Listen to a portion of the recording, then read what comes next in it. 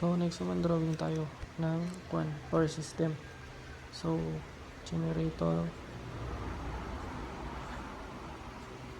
tapos yan, generator, tapos meron tayong transformer, yan.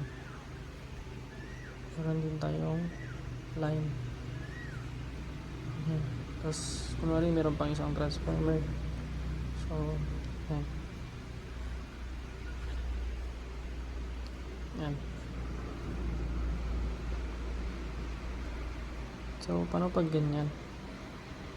Paano pag ganyan given? So dito naman is naka Y ground to, tapos to delta, Y ground din, tapos delta. So I mean ano to, kunwari or Y lang to. So Y tsaka delta, ito Y ground, delta, Y delta. So pag drawing mo yan, ito muna, ito yung voltage,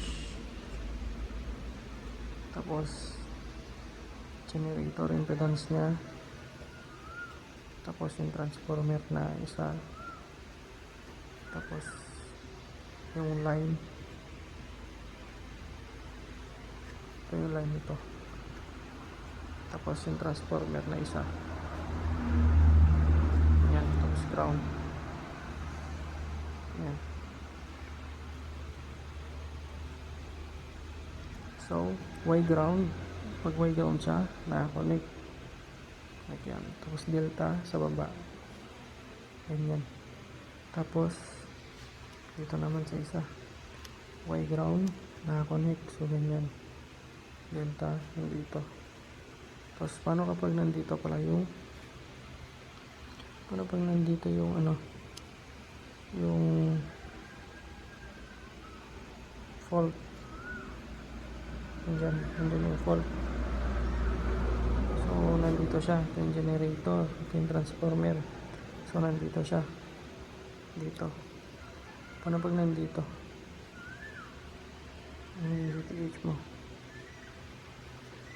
So mag-multi-tester ka dun, yan, from fault to ground. So para malaman mo yan, from fault to ground, yung saan siya dadaloy, mula fault hanggang ground, basta makadaan siya. Pag dito ka dadaan, naka-open, so hindi pwede.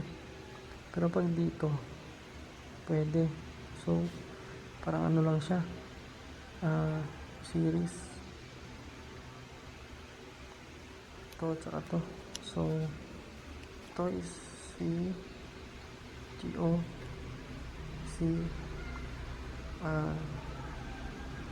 TO1, tapos VLO, tapos VTO2. So ganyan. So CTH mo ngayon is CLO plus CTO2. Ganyan. Ito na yung ano mo. Last example. Paano naman kapag ano, paano kapag ano to, pag delta Y, ay, paano naman kapag ano, Y delta, tapos Y delta din dito, paano kapag ganun, tapos yung fault mo is same lang, nandito pa rin. So try natin.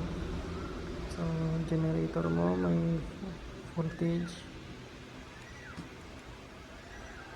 generator, transformer, tapos line,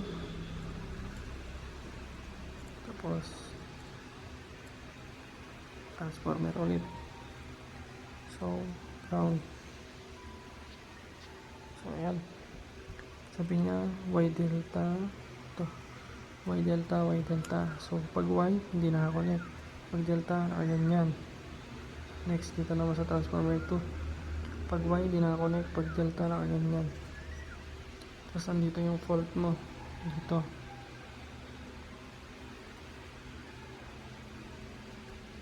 Yan. Ibig sabihin yan, pag fall to ground, madadaloy siya ganyan. Eh open to, open din to. So hindi siya makakadaloy. Hindi siya makakadaloy. So ibig sabihin, GTH mo ngayon is infinite. Ganun.